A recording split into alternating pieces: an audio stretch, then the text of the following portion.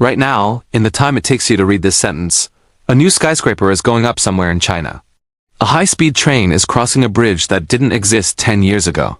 A satellite built in a factory outside Beijing is entering orbit. This is a nation that builds an entire city's worth of infrastructure every single year. But here's the question almost nobody asks. How did a civilization that started as a handful of villages along a muddy, flood-prone river survive? Not just survive, but outlast every single empire that ever tried to erase it? Zoom on map. Ancient China, Yellow River Basin, 1046 BCE. Rome fell. The Persians fell. The Mongols conquered half the known world and then vanished into the pages of history books. But China is still here. Same language family. Same writing system, recognizable across 3,000 years.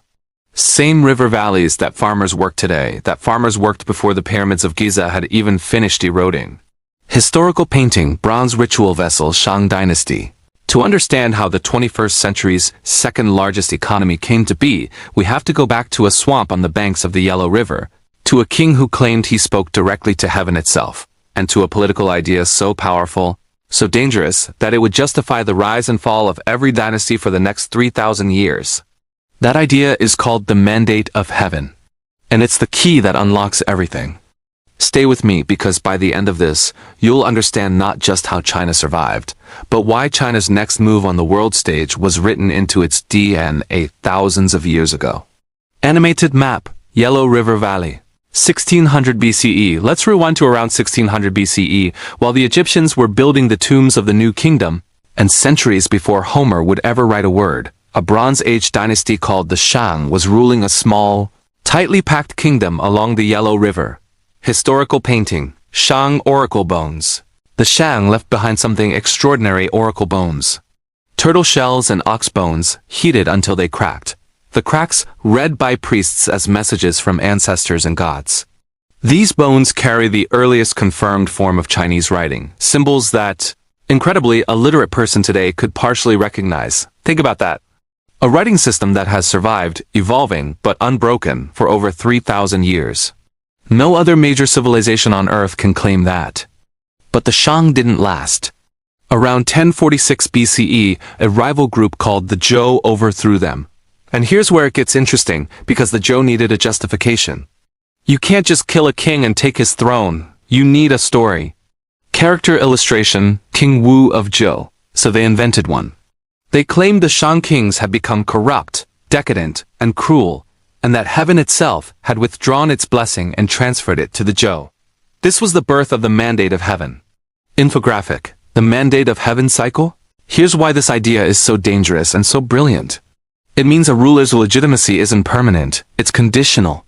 If floods come, if harvests fail, if rebellion spreads, that's proof heaven has changed its mind. In other words, the Zhou didn't just create a religious idea. They created the world's first built-in justification for revolution.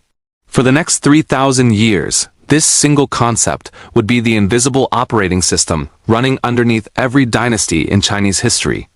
And it's about to explain almost everything that happens next.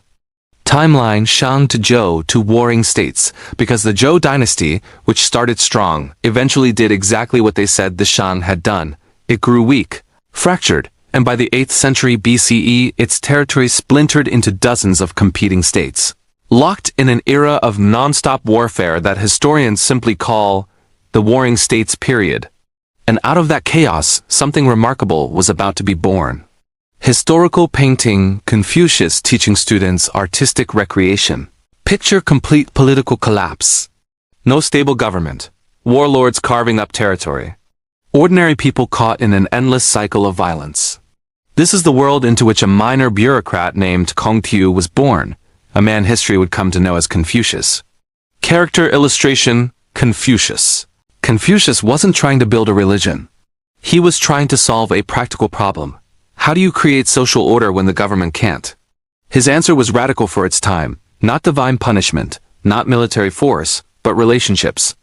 Duty between ruler and subject. Duty between father and son.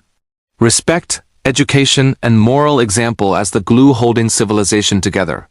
He died believing he'd failed. His ideas weren't widely adopted in his lifetime. But centuries later, Confucianism would become the official ideology of the Chinese state. shaping the civil service exam system, family structure, and even government policy today, over 2,000 years after his death. At the same time, in the same chaos, another philosophy was brewing, one with a much colder, harder answer to the same question of order. Zoom on map, state of Qin, Western frontier. In the Western frontier state of Qin, a philosophy called legalism was taking hold. Forget morality and ritual, the legalists argued. Human beings are driven by self-interest and fear. So build a system of strict laws, brutal punishments, and absolute central control, and order will follow, whether people are virtuous or not. Two philosophies. Two visions for how to rule over hundreds of millions of people.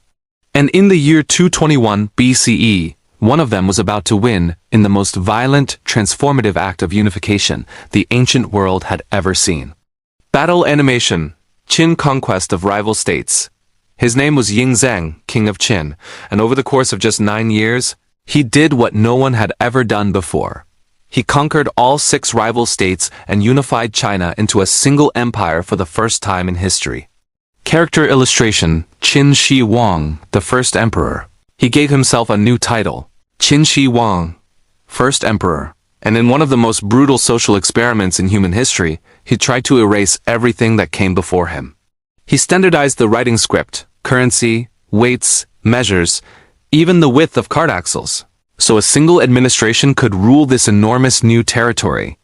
But he also did something chilling. Fearing dissent, he ordered the burning of historical and philosophical texts that didn't serve the state, and according to ancient sources, buried scholars alive who defied him. Historical painting, construction of the early Great Wall. He connected and extended earlier defensive walls into the first version of what we now call the Great Wall. A project that cost the lives of untold numbers of forced laborers, some of whom, legend says, were buried within the wall itself. And then, in an act of paranoid megalomania that still stuns archaeologists today, he ordered the construction of an underground army to protect him in the afterlife. Archive footage, Terracotta Army excavation site, Xi'an. In 1974, farmers digging a well outside Xi'an accidentally discovered it.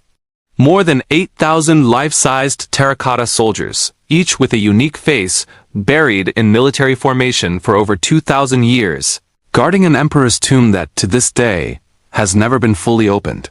Chinese archaeologists have deliberately left the central tomb chamber sealed, partly because ancient records describe rivers of liquid mercury inside it, and modern soil samples around the site have shown abnormally high mercury levels, suggesting the ancient accounts may be true. Infographic mercury levels near Qin Shi Huang's tomb. Think about that for a second. We have the technology to reach the moon, but archaeologists are choosing not to open a 2,200-year-old tomb because they're not yet confident they can preserve or survive what's inside. But here's the twist the first emperor never saw coming. His empire, built on fear and forced labor, collapsed within 4 years of his death. The mandate of heaven, it seemed, had already moved on. Animated map, Han Dynasty expansion. Out of the chaos following Qin's collapse rose a new dynasty that would give China its very name in the language spoken by nearly a fifth of humanity today, the Han. Even now, the majority ethnic group in China calls itself Han Chinese. That's how long this dynasty's shadow stretches. The Han Dynasty, lasting roughly from 206 BCE to 220 CE, did something the Qin never managed. It combined centralized, legalist-style control with the softer legitimacy of Confucian values, creating a hybrid system of government that, in modified form, would essentially run China for the next 2,000 years.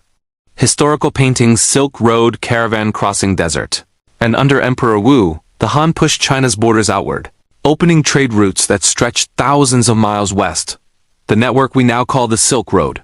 Chinese silk. Tea and porcelain flowed toward Rome. Roman senators reportedly complained about how much gold was leaving the empire to pay for Chinese silk, meaning 2 of the ancient world's greatest superpowers were economically entangled long before either one knew the other truly existed. Timeline: Han Dynasty innovations. This was also an age of staggering innovation. Papermaking, advances in astronomy. A civil service exam system that remarkably meant a peasant's son could, in theory, rise to serve in the imperial court based on merit, not birth. Centuries before Europe would even consider such an idea. But like every dynasty before it, the Han eventually weakened. Court corruption, powerful eunuchs, and regional warlords tore the empire apart. plunging China into nearly 4 centuries of division and civil war. And here's the pattern I need you to start noticing, because it's about to repeat again, and again, and again. Unification, golden age, corruption, collapse, division, and then someone rises to reunify it all. This cycle isn't a coincidence. It's the mandate of heaven playing out in real time, century after century. Zoom on map, period of disunion. Fractured Chinese territories. Historical painting, Sui Dynasty Grand Canal construction.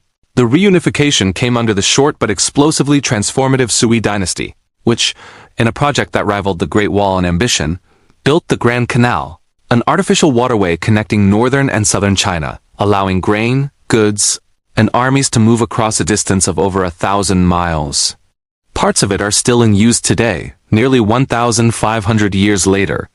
But the Sui, like the Qin before them, burned themselves out through overreach. Brutal labor demands and failed military campaigns in Korea broke public support. Within decades, they were replaced by what many historians consider the most powerful and cosmopolitan dynasty in Chinese history. Animated map, Dynasty territory at its height. The Tang Dynasty. Between 618 and 907 CE, China's capital city, Chang'an, became, by some estimates, the largest, wealthiest city on earth. Population estimates run as high as 1 million people, at a time when London was a scattered town of a few thousand. Archive footage-style illustration, Tang Dynasty Chang'an Marketplace. Chang'an was staggeringly international.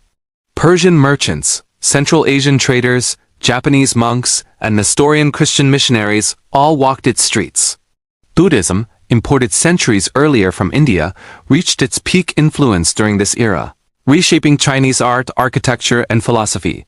And in a detail that surprises most Western audiences, for a brief window in the 7th century, China was ruled by a woman, Empress Wu Zetian, the only woman in Chinese history to rule in her own name as emperor, not simply as a regent.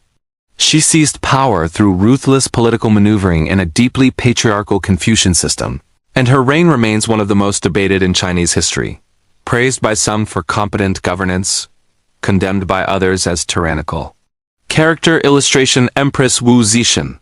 But golden ages, as we've already learned, never last forever.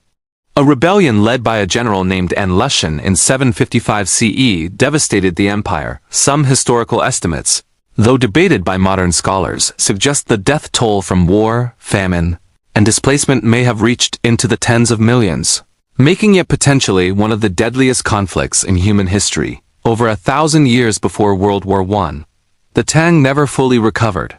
And what followed was yet another familiar chapter: fragmentation, warlordism, and then reunification. Zoom on map, Song Dynasty territory, smaller than Tang. The Song Dynasty, beginning in 960 CE, controlled less territory than the Tang, but in almost every other way, it was arguably more advanced than any civilization on the planet at that time. Infographic, Song Dynasty inventions. This is where it gets genuinely mind-bending. The Song had gunpowder weapons 2 centuries before Europe. Movable type printing 400 years before Gutenberg. The world's first government-issued paper currency. Massive iron and steel production that some economic historians argue wasn't matched in the West until the early stages of the Industrial Revolution, 700 years later. Historical painting, Song Dynasty scholars, and paper money. So here's the question that should stop you in your tracks. If China was this technologically far ahead, why isn't Mandarin the dominant global language today instead of English? Why didn't China industrialize first and conquer the globe the way European powers eventually did? That answer is coming. But first, China had to survive its most terrifying enemy yet, one that would, for the first time in its 3,000-year history, conquer the entire country. Battle animation, Mongol cavalry charge. In the early 13th century, a nomadic warlord united the tribes of the Mongolian steppe under a single banner. His name was Temujin. History remembers him as Genghis Khan. Character illustration, Genghis Khan. The Mongol military machine was unlike anything the world had seen. Devastatingly fast cavalry, ruthless siege tactics, and a campaign of psychological warfare so brutal that entire cities that resisted were, according to numerous historical accounts, annihilated as a warning to others. Estimates of the death toll from the Mongol conquests across Asia vary enormously among historians, but by any measure, it was catastrophic. Genghis Khan died before finishing the conquest of China, but his grandson, Kublai Khan, completed it, becoming the first foreign ruler in history to control the entirety of China, founding the Yuan dynasty in 1271. Animated map, Mongol Empire at its height. Largest contiguous land empire in history. For context, at its absolute peak, the Mongol Empire was the largest contiguous land empire ever assembled in human history, stretching from Korea to Eastern Europe. And China was just one piece of it. This should have been the end of Chinese civilization as a distinct identity. A foreign dynasty, ruling by conquest, with Mongols placed above ethnic Chinese in the new social hierarchy. Historical painting, Marco Polo at the Yuan court. It was during this era that a Venetian merchant named Marco Polo reportedly traveled to Kublai Khan's court, and his accounts, whether entirely accurate or partly embellished, introduced medieval Europe to a China of unimaginable wealth and sophistication, planting the seed of curiosity that would eventually help drive European exploration itself. But foreign rule in China never lasts. Ethnic and cultural resentment simmered for decades, and by 1368, rebellion swept the Yuan dynasty away, and a peasant-born rebel leader would found the next great native Chinese dynasty. His name was Zhu Yuanzhang. And the dynasty he founded would build something you've almost certainly seen a photo of. Zoom on map, Ming Dynasty China, Forbidden City construction. The Ming Dynasty restored native Chinese rule, and its emperors set about reasserting Chinese power and prestige after a century of foreign domination. In Beijing, they constructed the Forbidden City, nearly 1,000 interconnected buildings, home to two dynasties of emperors, forbidden to ordinary citizens for over 500 years. Historical painting, Zheng He's treasure fleet. But the most staggering and most tragic story of the Ming era belongs to a man named Zheng He, a Muslim eunuch admiral who, between 1405 and 1433, commanded 7 massive naval expeditions across the Indian Ocean, reaching as far as East Africa. Infographic, Zheng He's fleet versus Columbus's fleet, size comparison. Here's the detail that should genuinely shock you. Zheng He's largest ships, based on historical Chinese records, though the exact dimensions are debated by modern scholars, were reportedly several times longer than the Santa Maria. The flagship Christopher Columbus would sail across the Atlantic 60 years later. His fleets carried tens of thousands of sailors, soldiers, and diplomats. Columbus sailed with roughly 90 men. China had, by a massive margin, the most advanced navy on Earth. It had the resources, the technology, and the reach to potentially dominate global maritime trade before any European power ever left sight of their own coastline. And then, China simply stopped. Zoom on map, Chinese coastline, fleet decommissioned. After Zheng He's death, a new Ming court, driven by internal political rivalries and a Confucian bureaucracy suspicious of the costs and cultural risk of overseas contact, made a fateful decision. They dismantled the treasure fleet, burned shipyards, banned large ocean-going vessels, turned China's gaze inward, back toward its own borders. This single decision is one of history's greatest what-ifs, because 60 years later, a much smaller, much less advanced Spanish and Portuguese fleet would begin an age of exploration that reshaped the entire planet, colonizing the Americas, controlling global trade routes, and eventually rewriting the balance of world power for the next 500 years. China had the ships to do it first, and walked away. Infographic, timeline divergence. Ming isolation versus European age of exploration. This decision, more than any single battle or invasion, is one of the most important hidden pivot points in world history. And its consequences were about to collide with China in the most violent way imaginable. Historical painting, Qing Dynasty Manchu Cavalry. By 1644, the Ming Dynasty had weakened from corruption, peasant rebellion, and economic strain. A new foreign power seized the opportunity, the Manchus from China's northeast, who founded the Qing Dynasty, China's final imperial dynasty. Zoom on map, Qing Dynasty territory, largest in Chinese history. Under strong early emperors, the Qing expanded China's territory to its largest extent in history, incorporating Tibet, Xinjiang, and Mongolia into the empire. For a while it seemed like another golden age. But the world outside China's borders had changed dramatically.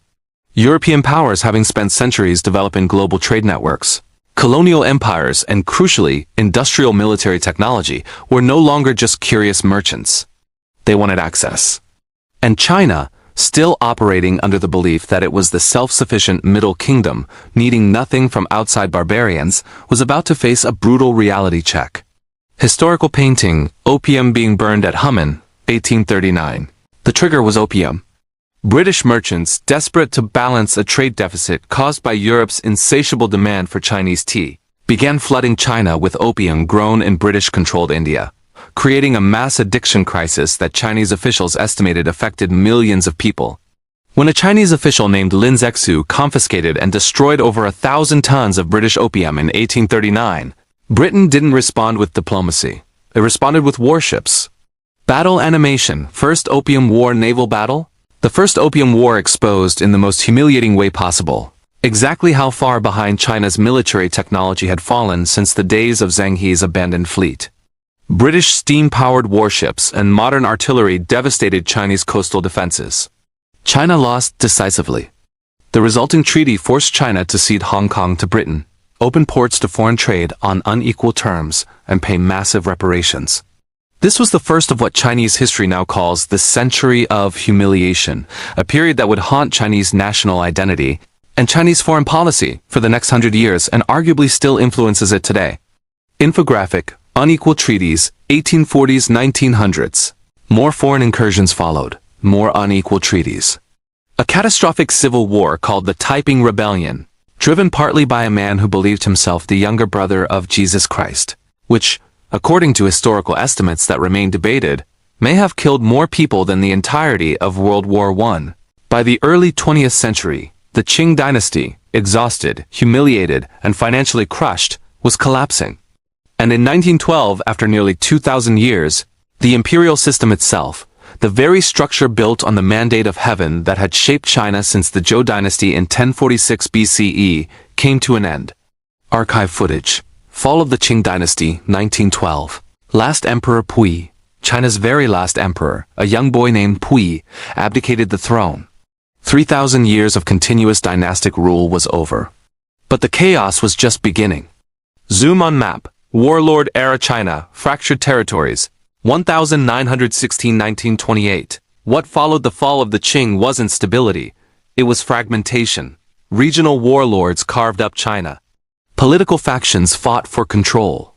And into this chaos stepped two competing visions for China's future. The Nationalist Party, led eventually by Chiang Kai-shek, and a small, ideologically driven communist movement founded in 1921 that included a young librarian's assistant named Mao Zedong. Historical painting, Long March, 1934. These two forces would fight a brutal civil war, interrupted by an even greater catastrophe, as Japan invaded China in the 1930s, resulting in atrocities including the Nanjing Massacre, where historical estimates of civilian deaths, while debated in exact numbers, are universally regarded by historians as a mass atrocity on a horrifying scale. By 1934, facing near annihilation from nationalist forces, Mao's Communist Army undertook the Long March, a roughly 6,000-mile retreat across some of China's most brutal terrain. Of the roughly 80,000 to 100,000 who began the march, only a fraction, commonly cited around 8,000 to 10,000, are believed to have survived to reach safety. It should have been the end of Chinese communism. Instead, it became its founding legend. Timeline: Chinese Civil War to 1949. After Japan's defeat in World War II, the Civil War resumed, and in 1949, Mao's communist forces won, forcing Chiang Kai-shek's nationalist government to flee to the island of Taiwan, where a separate government has existed ever since, a division whose legal and political status remains one of the most sensitive and contested issues in global geopolitics today. Archive footage, Mao Zedong proclaiming the People's Republic of China. October 1, 1949. On October 1, 1949, standing above Tiananmen Square, Mao Zedong declared the founding of the People's Republic of China. For the first time since the fall of the Qing, China had a single, unified, centralized government again. The mandate of heaven, in its modern political form, had, in the eyes of its new rulers, shifted once more. But the human cost of consolidating this new China would be staggering. Historical painting, Great Leap Forward propaganda imagery. In 1958, Mao launched the Great Leap Forward, an attempt to rapidly transform China from an agrarian society into an industrial power through collectivized farming and backyard steel production. The result was one of the deadliest famines in recorded human history. Historians' estimates of the death toll vary, with credible figures ranging from roughly 15 million to as high as 45 million people, largely due to policy failures, mismanagement, and the suppression of information about the true scale of the crisis. Infographic: Great Leap Forward Famine Estimates?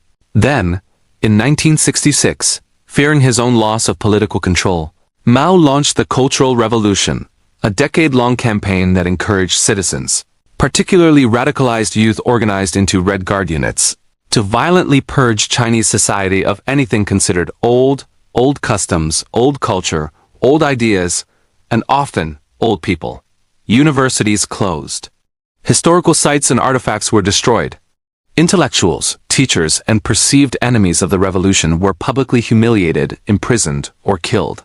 The exact death toll remains disputed and difficult to verify, but the social and cultural trauma inflicted on an entire generation is universally acknowledged by historians.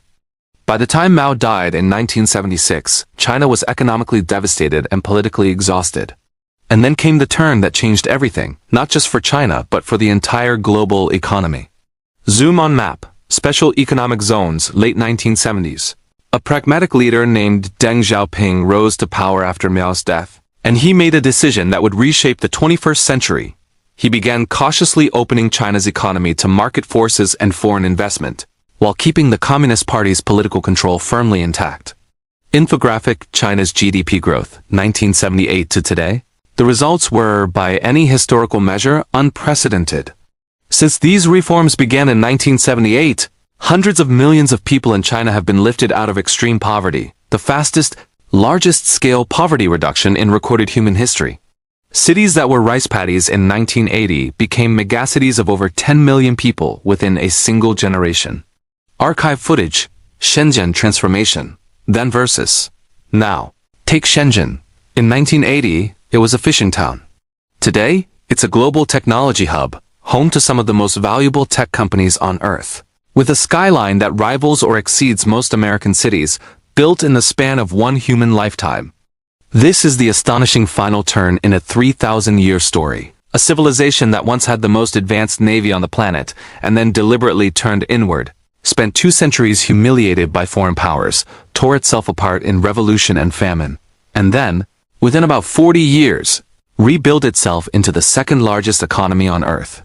Infographic: China's global economic rise, comparative chart. So why does any of this actually matter to you right now, in whatever country you're watching this from?